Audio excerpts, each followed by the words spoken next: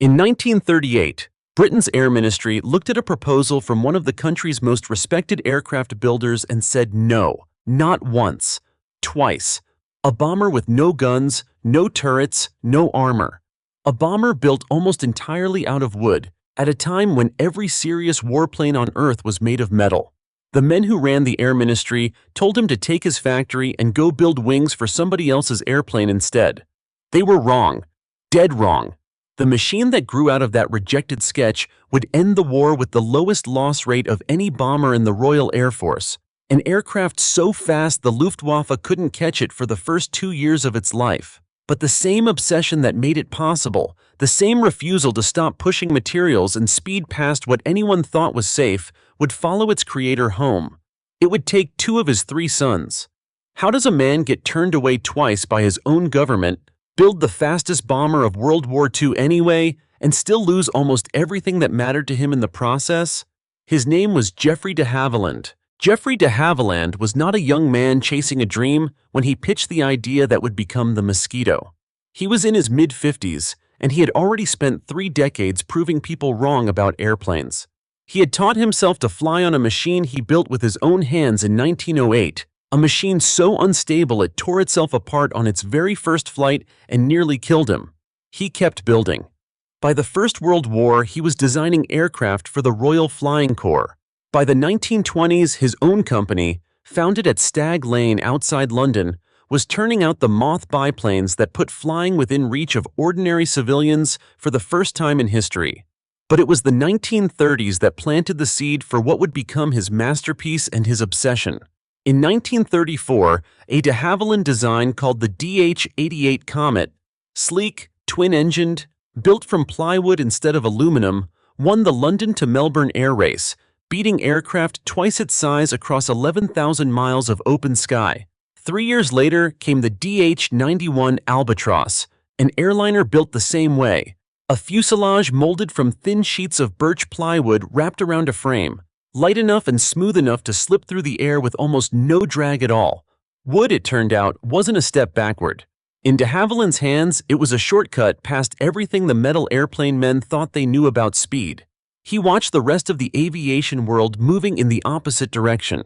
Bombers were getting heavier every year, thicker aluminum skins, gun turrets bristling from the nose and tail and belly, crews of 6 or 7 men just to keep those guns manned and fed with ammunition. The thinking was simple, and on paper, it made sense. A bomber flying into enemy territory needed to be able to defend itself. More guns meant more survival.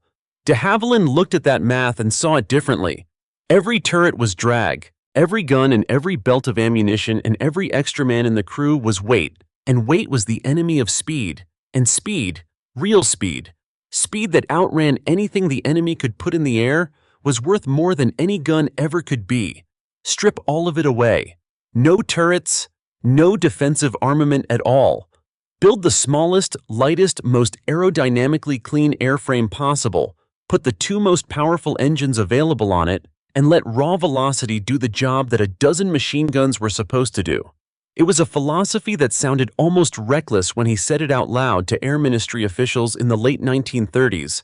A bomber too fast to be caught doesn't need to fight back. And it was built on a second unconventional bet, one born from watching Europe rearm and knowing exactly which raw materials would run short first. Aluminum and skilled metalworkers were about to become the most contested resources in Britain. Wood was not.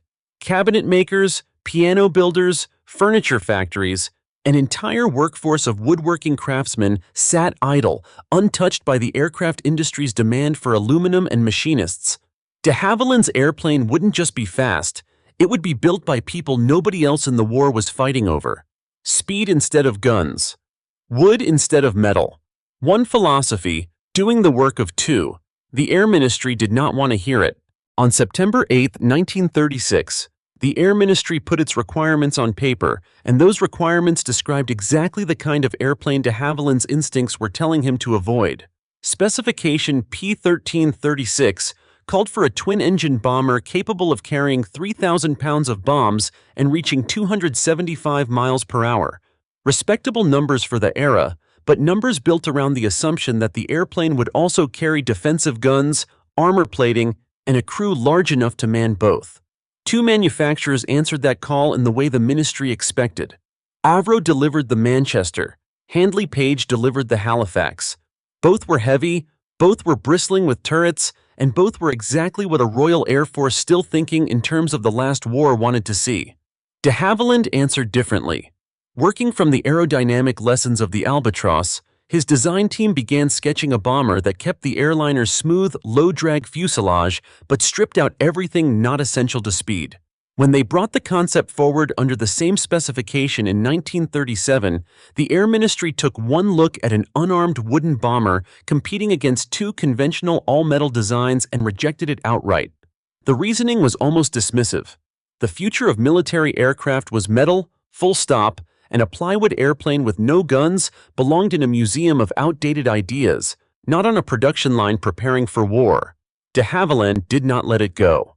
Through 1938, as the Munich crisis dragged Europe toward war and the demand for aluminum climbed with it, he refined the pitch and brought it back a second time, now a smaller, purer expression of the same idea. A two-man crew, twin Rolls-Royce Merlin engines, an internal bomb bay, and absolutely no defensive armament of any kind. In July of that year, he wrote directly to Air Marshal Wilfred Freeman, the Air Council's member for research and development, laying out the case in the plainest terms he could. In wartime, aluminum and skilled metal workers would be scarce. Wood would not be. In October 1938, the Air Ministry rejected the proposal for the second time. The verdict was blunt. They were skeptical of the wood. They were skeptical of the lack of armament. And they told de Havilland his factory would be better used building wing components for somebody else's bomber. Twice rejected. Twice told the future belonged to metal and gun turrets. Most manufacturers would have taken the wing contract and moved on. De Havilland funded the project himself instead. Through 1939, while officially building components for other companies' aircraft, his design team under Chief Designer R.E. Bishop kept the wooden bomber alive as a private venture, refining it in secret, waiting for the moment when the numbers would be too good to ignore. That moment came as war broke out. On September 20th, 1939, de Havilland wrote to Freeman again, this time laying out projected performance that bordered on unbelievable for 1939. Level speeds faster than the fighters currently defending Britain's own skies, a bomb load rivaling far larger aircraft, and a range approaching 1,500 miles. This time, Freeman didn't hesitate. He championed the design personally, pushing it past officials who still considered it a dangerous gamble, and placed his own professional reputation on the line to see it built. The airplane earned a nickname from the doubters inside the ministry who watched Freeman stake his career on an unarmed wooden bomber, Freeman's Folly. Freeman would not be the last powerful man in Whitehall to stand against this airplane. Within a year, Lord Beaverbrook, the newspaper magnate turned Minister of Aircraft Production, a man Winston Churchill had handed near total authority over what Britain's factories built and how fast, would look at the same wooden bomber and see a private venture eating into resources he wanted directed toward proven metal designs already rolling off established production lines. That fight was still to come. For now, Freeman's backing was enough. A single prototype was ordered under specification B140DH, and on March 1, 1940, an initial production contract for 50 aircraft followed. The airplane that emerged from 11 months of frantic wartime design work first took to the sky on November 25, 1940, piloted by de Havilland's own son from a grass airfield near Salisbury Hall. Painted bright yellow for visibility during testing, it climbed away from the ground faster and cleaner than almost anyone watching had expected. When the test results came back from the Air Ministry's evaluation center at Boscombe Down, the number silenced every remaining critic in the room. 382 miles per hour, faster than a Spitfire, faster than any bomber in the world, faster in fact than most of the fighters built to shoot bombers down. Twice rejected, once nearly starved for lack of official interest. And now, in the winter of 1940, the fastest combat aircraft on either side of the war, built almost entirely of wood, carrying not a single defensive gun. Speed on paper was one thing. Speed in combat was another, and the Mosquito had to prove it fast. The first operational squadrons received their aircraft in the fall of 1941, and almost immediately, RAF planners realized they were holding something no one had quite designed tactics for yet. Every previous bomber flew into enemy territory as part of a formation, trusting in numbers and defensive fire to survive the trip. The Mosquito flew alone, low, and fast enough that by the time German controllers on the ground identified it as a threat and scrambled fighters to intercept, the airplane was already gone. Crews started testing exactly how far that advantage could be pushed. On September 25, 1942, 4 Mosquitoes flew nearly wave-top low across the North Sea and struck the Gestapo headquarters in Oslo, Norway, dropping their bombs with a precision no heavy bomber formation flying from 20,000 feet could match, then turned for home before Luftwaffe fighters based nearby could get airborne. It was a demonstration of something entirely new, a bomber that could hit a single building in an occupied city and walk away clean. 4 months later, the airplane delivered its most theatrical strike of the war. January 30, 1943, marked the 10th anniversary of the Nazi seizure of power, and Reichsmarshal Hermann Göring had scheduled a major radio address to the German people to mark the occasion, broadcast live from Berlin at 11 in the morning. British intelligence knew the schedule.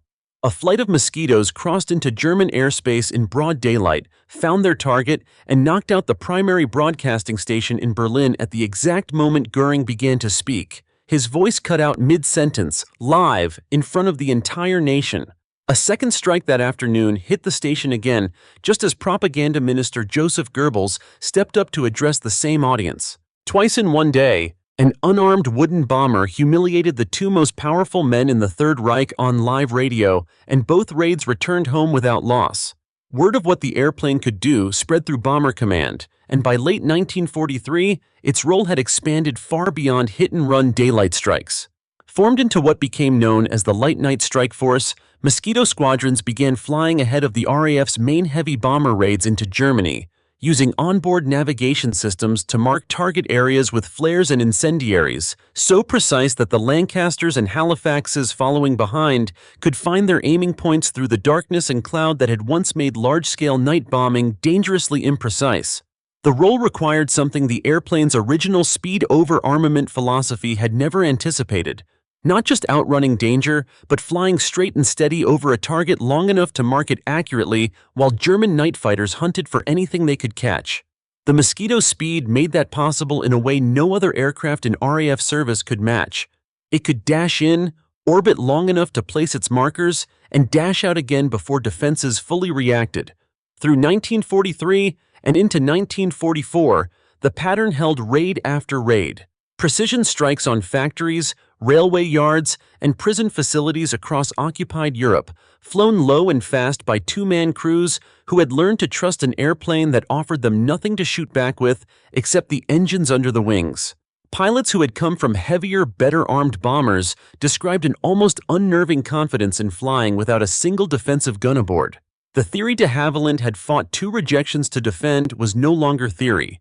It was working, mission after mission, over some of the most heavily defended airspace in the world. The raids were the proof, but the numbers were the verdict, and by the time the war ended, those numbers told a story that no amount of Air Ministry skepticism could argue with.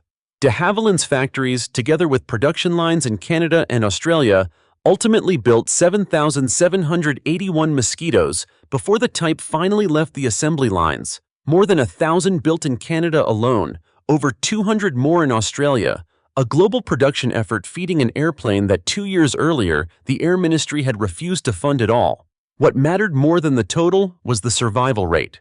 Across the entire war, flying missions ranging from daylight precision strikes to night pathfinder work over the most heavily defended cities in Germany, the Mosquito finished the conflict with the lowest loss rate of any aircraft type in RAF Bomber Command service. Heavy bombers like the Lancaster and the Halifax, bristling with the very gun turrets the Air Ministry had once insisted were essential to survival, suffered catastrophic losses across their bombing campaigns. Thousands of aircraft, tens of thousands of aircrew, gone. The unarmed wooden bomber built on the opposite theory, the one that gambled everything on speed instead of defensive firepower, came home more often than almost anything else in the sky. The philosophy de Havilland had defended through 2 rejections wasn't just vindicated, it was outperforming the very approach the Air Ministry had bet on instead. On the other side of the English Channel, the airplane was becoming something closer to an obsession.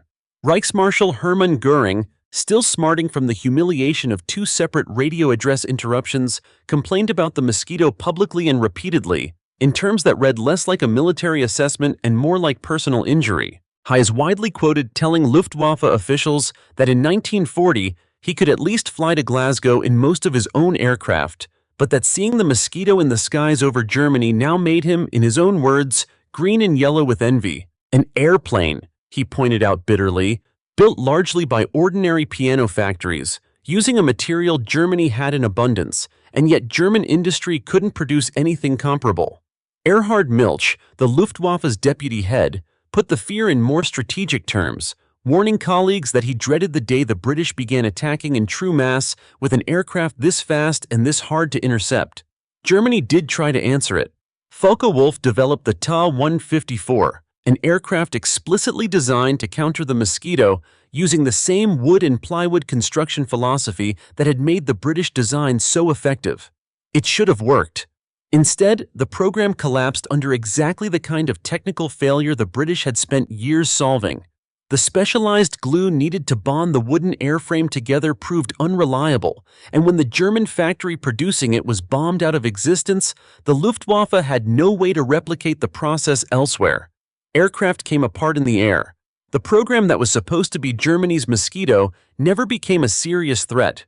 What Britain's cabinet makers and furniture factories had quietly mastered through years of wartime production, German industry never managed to reproduce at all. By 1944, the airplane that the Air Ministry had twice called obsolete before it was even built had become one of the most feared and most envied aircraft of the entire war, outproducing expectations, outliving its heavier gun-carrying rivals, and doing it all without a single defensive weapon aboard. Every argument the ministry had made in 1936 and again in 1938 that guns and armor meant survival and wood and speed meant recklessness had been answered in the most direct way possible by the loss statistics themselves. But the same material and the same relentless drive to push it past every accepted limit was already beginning to show its cost. Some of it would surface in the humid air of a distant theater of war. Some of it would not surface for years. And when it did, it would not touch the airplane at all. It would touch the man who built it. The same wood that had made the Mosquito the fastest bomber in the world was assembled with an adhesive borrowed from an unlikely source, casein, a glue derived from milk protein, the same basic chemistry used for centuries in furniture joints and cabinet work. Through most of the war, it held. Thin sheets of birch plywood sandwiching a core of Ecuadorian balsa, bonded and molded over wooden formers into a fuselage stronger and lighter than anything metal construction could easily match. It was a triumph of improvisation, built by craftsmen who had spent their careers making pianos and dining tables, not warplanes. Then, in November 1944, in the humid air of the Far East, mosquitoes began falling out of the sky for no clear reason. The first reports described wing structures failing in flight, upper surfaces lifting away from the main spar during ordinary maneuvers. Crews who had trusted this airplane through years of combat over Europe were now losing aircraft to their own airframes, coming apart under stress that should never have been close to the design limit. The theory that spread fastest, and the one de Havilland himself initially pointed to, was the glue. Casein, chemists knew, was chemically close to cheese, and like cheese, it was vulnerable to microbial attack in warm, wet conditions. Sitting on airfields through monsoon season, exposed month after month to heat and humidity, the design had never been tested against in Britain. The bond holding the airframe together seemed to be failing exactly where the material's one known weakness predicted it would. An investigating team led by Major Havilland de Havilland, the designer's own brother, traveled to India to examine the wreckage firsthand. Their report, delivered in early December 1944, landed on a very different conclusion. The accidents, they found, were not caused by glue deterioration at all. They were caused by shrinkage of the airframe itself during the wet monsoon season, wood moving and stressing joints in ways the original design hadn't accounted for. Then a third investigation, conducted by the Ministry of Aircraft Production at its testing facility in Deptford, produced a conclusion different from both of the first two. Inspecting 6 separate Mosquito variants, all built at de Havilland's own Hatfield and Leavesden plants, the investigators found the real problem was neither climate nor material. It was manufacturing quality. Gluing standards, the report stated plainly, left much to be desired. None of the failed aircraft, notably, had actually been exposed to monsoon conditions or insect damage at all. Records from the period showed accidents attributed to loss of control were 3 times more frequent on mosquitoes than on any comparable aircraft type in RAF service. 3 separate investigations. 3 different explanations. To this day, historians still argue over which one was closest to the truth, whether it was the glue, the climate, or simply wartime production standards slipping under the pressure of building thousands of aircraft as fast as humanly possible. What isn't in dispute is the response. De Havilland's engineers replaced the casein adhesive with a new synthetic urea formaldehyde compound known as aerolite, chemically stable and far more resistant to moisture. The fix worked, but for a period of months in late 1944, the very quality that had made the Mosquito revolutionary, a fighting aircraft built from wood and glue instead of rivets and aluminum, had become, for the crews flying it in the tropics, an open question of whether the airplane under them could be trusted to hold together at all. The technical flaw was only half the danger the airplane faced by 1944. The other half wore a suit and worked out of an office in Whitehall. Lord Beaverbrook had never shared Wilfred Freeman's faith in the wooden bomber. As Minister of Aircraft Production, the newspaper magnate Winston Churchill had placed in near-total command of Britain's aircraft manufacturing, held enormous informal power over which programs lived and which quietly disappeared from production schedules. Beaverbrook wanted factories building aircraft types that were already proven, already in mass production, already contributing bombs and fighters to a war. Britain was still very much fighting for its survival. A private venture built largely on Freeman's personal reputation, using resources Beaverbrook believed could go toward established designs, was exactly the kind of program he had little patience for. On 3 separate occasions, Beaverbrook ordered early mosquito manufacturing shut down. Each time the order came verbally, never committed to paper, and each time Freeman simply ignored it, gambling that Beaverbrook would not escalate an unwritten instruction into a direct confrontation. The gamble worked, but it meant that even as the Mosquito was proving itself in the skies over Berlin and Oslo, its production lines in Britain survived 3 separate attempts by one of the most powerful men in the war effort to shut them down entirely, undone not by combat, but by one bureaucrat's refusal to put his objections in writing. By the last full year of the war, the enemy the Mosquito had always been designed to outrun was finally starting to close the gap. Early in its combat life, the airplane had been fast enough that German fighters simply couldn't catch it before it was gone. That advantage narrowed as the Luftwaffe fielded better night fighters specifically built to counter high-speed intruders. The Heinkel He 219, purpose-built for night interception, and later the Messerschmitt Me 262, the world's first operational jet fighter, flown at night by a specialized unit under Oberleutnant Kurt Welter, began finding and destroying mosquitoes that would have been untouchable just 2 years earlier. German claims credited Welter alone with as many as 25 mosquito kills flying at night, on top of several more claimed during daylight sorties in a modified Me 262. Those figures come from German wartime records and have never been fully reconciled against RAF loss reports from the same period, so they should be read as a claim of the era rather than a verified count. What is certain is that between September 1944 and the end of the war in Europe, night-flying mosquitoes involved in bombing, target marking, and night fighter operations suffered 92 losses, a fraction of what the heavy bombers were losing in the same months, but proof that the airplane's early near-total immunity to interception was no longer guaranteed. The same trait that had made the Mosquito untouchable in 1941 and 1942, a design built entirely around outrunning the enemy rather than fighting them, meant that as German technology caught up, the airplane had nothing left to fall back on. No guns, no armor. If speed alone was no longer enough, speed alone was all it had ever offered. The airfield at Hatfield in August 1943 looked like it did on any other testing day. Grass runway, a scatter of ground crew, the low drone of engines being run up before flight. John de Havilland was 24 years old, the second of Geoffrey de Havilland's 3 sons, and like his brothers he had grown up around aircraft the way other children grew up around the family business. Because it was the family business, and flying was simply what de Havilland's did. He had come up through the company's own test program, one of a small circle of pilots trusted to fly aircraft before anyone knew for certain they were safe. On August 23, 1943, in the middle of the same summer, the Mosquito was setting records over Berlin and Oslo. John de Havilland went up on a test flight from Hatfield and did not come back. He was killed in the crash, one of the men whose work in the air had helped turn his father's wooden bomber from a rejected proposal into the fastest aircraft of the war. Geoffrey de Havilland received the news the way he received all news from the airfield, directly, without the buffer most company founders would have had. He was not a distant executive reading reports from behind a desk. He walked the same hangars his sons flew out of.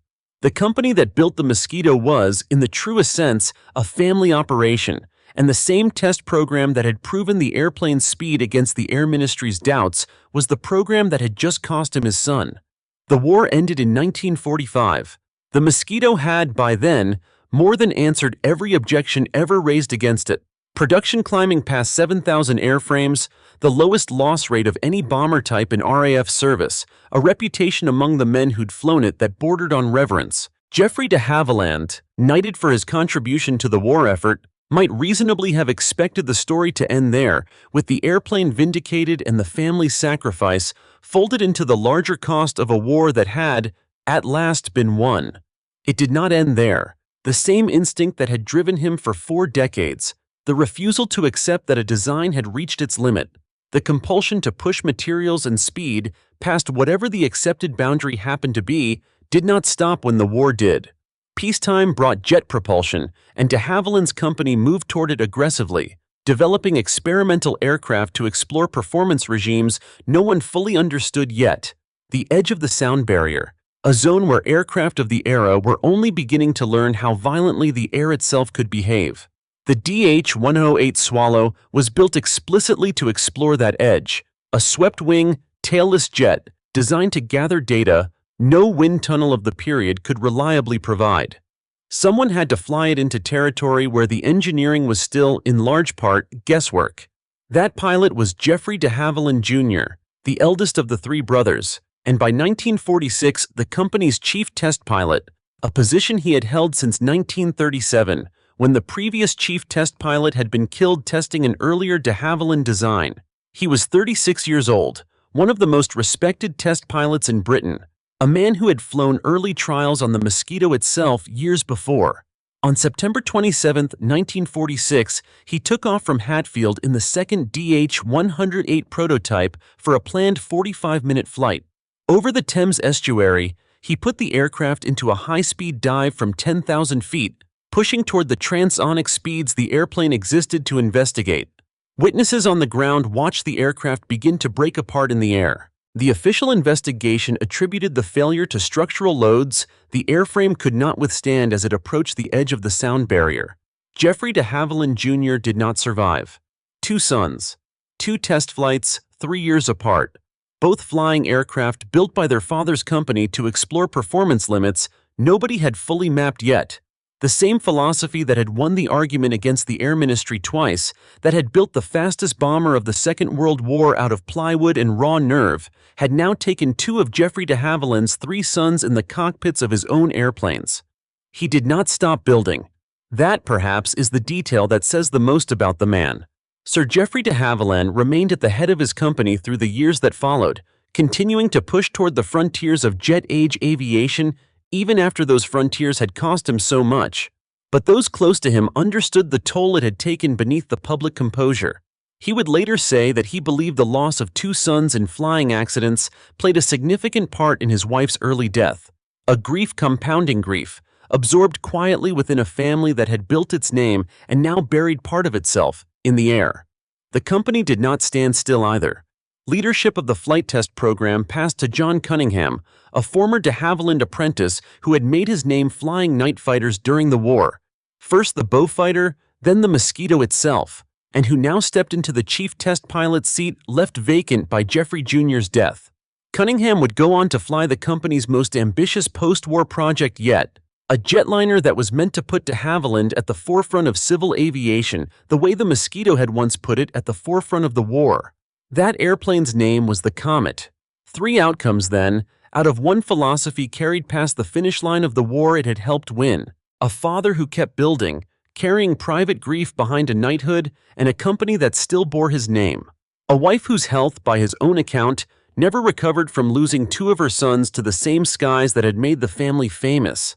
And a company that, even as it buried its own test pilots, was already reaching for the next machine that would carry the de Havilland name into an entirely new kind of danger. The de Havilland Comet was supposed to be the company's second miracle. Where the Mosquito had rewritten the rules of what a bomber could be, the Comet aimed to rewrite the rules of civil air travel itself. Unveiled in 1949 and entering commercial service with BOAC in 1952, it was the world's first jet-powered airliner to reach passengers, cutting flight times across continents by hours and flying at altitudes and speeds no propeller-driven airliner could touch. For a brief moment, Britain held a lead in commercial aviation that America's aircraft giants, Boeing and Douglas, could only watch from behind. John Cunningham, the test pilot who had inherited the chief test pilot's chair after Geoffrey de Havilland Jr.'s death, flew the Comet through its early trials, carrying forward the same company tradition of pushing new aircraft into territory no one had fully mapped yet. The territory this time was structural, not aerodynamic, and it was far less visible than a wing coming apart in a dive. Jet airliners flew higher than anything before them, which meant their pressurized cabins endured a far greater pressure difference between the inside of the fuselage and the thin air outside. Every flight cycled that fuselage through pressurization and depressurization, expansion and contraction, stresses that accumulated invisibly with every takeoff and landing. In January 1954, a Comet broke apart in midair shortly after departing Rome, killing everyone aboard. The fleet was grounded, inspected, and returned to service after engineers concluded the cause lay elsewhere. 3 months later, in April 1954, a second Comet disintegrated in flight under nearly identical circumstances, also departing from Rome, also killing everyone aboard. This time the fleet stayed grounded. Investigators recovered wreckage from the Mediterranean seabed and through one of the most thorough structural investigations in aviation history. Up to that point, traced the cause to metal fatigue, microscopic cracks forming around the corners of the aircraft's square window cutouts, invisible to routine inspection, growing with every pressurization cycle until the fuselage catastrophically failed. It was not a flaw in wood or glue or the philosophy that had built the Mosquito. It was a flaw in an entirely new material science that the entire aviation industry, not just de Havilland, was only beginning to understand. But the company that had built the airplane bore the cost of learning that lesson in public, in the wreckage of 2 fatal crashes, in front of the world's airlines. The commercial damage was immediate and, in the end, irreversible. Airlines that had ordered Comets canceled contracts. American manufacturers, watching the disaster unfold, accelerated their own jetliner programs and moved to fill the gap the Comet's failure had opened. By the time de Havilland's engineers had solved the fatigue problem and produced a redesigned Comet 4 with rounded windows and a strengthened fuselage, Boeing's 707 was already close behind, backed by an aircraft that had never needed to recover from a headline-making catastrophe. The lead Britain had briefly held in commercial jet aviation never returned.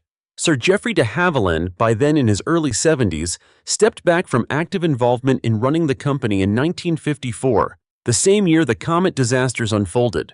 The company he had built from a rejected wartime pitch into the maker of the fastest bomber of the Second World War and then into a pioneer of the jet age was now carrying financial and reputational wounds it could not fully absorb on its own.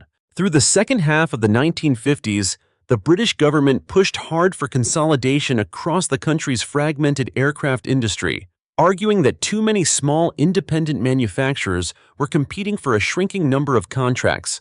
De Havilland, weakened by the Comet's collapse, was no longer positioned to resist that pressure the way it might have a decade earlier. The same year the Mosquito's 10th anniversary of first flight passed largely unremarked. The fate of the company that built it was already being decided in boardrooms far from Hatfield. In 1960, the de Havilland Aircraft Company was acquired by Hawker Siddeley. Absorbed into a larger conglomerate, the British government had spent years pushing into existence as it consolidated a shrinking aircraft industry down to a handful of major players. For 3 more years, the de Havilland name continued to appear on aircraft rolling out of Hatfield, a last vestige of independence inside a much larger corporate structure. In 1963, Hawker Siddeley dropped the constituent company names entirely.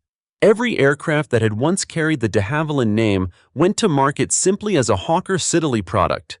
After 43 years, the name Geoffrey de Havilland had built from a self-taught aircraft designer's ambition into one of the most respected brands in aviation, quietly disappeared from the nose of every airplane it had once identified. Hawker Siddeley itself did not remain independent forever. In 1977, it became one of the founding components of the newly nationalized British Aerospace, and further mergers over the following decades folded that company into what exists today as BAE Systems, one of the largest defense contractors in the world. Somewhere inside that vast corporate lineage, diluted across 8 decades of acquisitions and name changes, sits the legal descendant of the company that once talked cabinet makers and furniture factories into building the fastest bomber of the Second World War. The de Havilland name itself did not vanish from aviation entirely. A Canadian subsidiary continued independently, and the brand has since been revived on other aircraft. But the original company that Geoffrey de Havilland built at Hatfield, the one that fought the Air Ministry twice and won, ceased to exist as its own entity in 1963. The airplane outlived the company that built it by a wide margin.